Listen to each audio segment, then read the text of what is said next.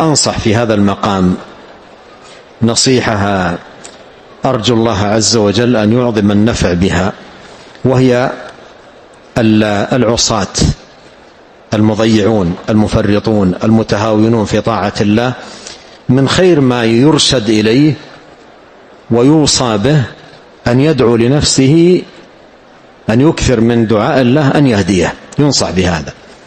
يقال له مثلا أكثر من هذا الدعاء: اللهم اهدني وسددني.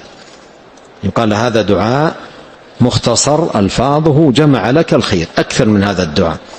أقبل على الله بقلبك وأكثر من هذا الدعاء: اللهم اهدني وسددني. ماذا قال الله هنا؟ استهدوني أهدكم.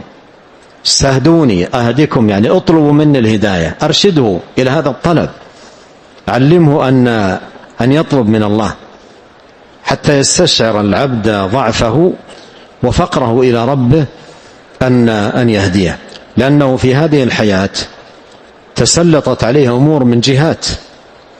نعم، تسلطت عليه أمور كثيرة من جهات، الشيطان من جهة، والنفس من جهة، وقرناء السوء من جهة، وفتن الدنيا من جهة، تسلطت عليه أمور كثيرة، فهو في غاية الضعف، ولا عاصم له إلا الله، ولا مخلص له من ذلك إلا الله. فخير ما يرشد إليه الدعاء، يوصى بالدعاء ويقال له يا فلان أكثر من سؤال الله الهداية. اللهم اهدني، اللهم اهدني في من هديت، اللهم اني اسالك الهدايه، اهدنا الصراط المستقيم، اللهم اني اسالك الهدى والتقى والعفه والغنى. هدايا كثيره في هذا المطلب، فيرشد الى ذلك.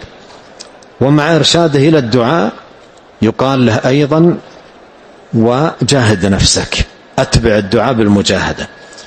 فاذا جمع بين الدعاء والمجاهدة للنفس هدي بإذن الله.